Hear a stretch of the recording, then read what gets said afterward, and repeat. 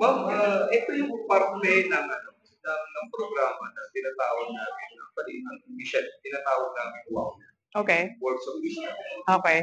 So, ito yung payo, hihingi ako sa inyo ng payo or anything advice or para sa mga fellow artists natin. Okay. Sa mga manonood natin. Okay. Go ahead. I was asked the same question long time ago. The same answer I'll give you. It's don't forget the giver of gifts. It's God. And always give thanks, no? Because siya yung tutulong sa'yo dumiretso doon sa daan na yun.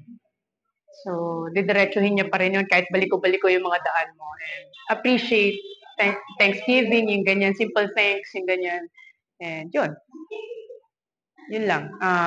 Period. Appreciate the giver of gifts and yeah, be grateful all the time. Yeah. Okay.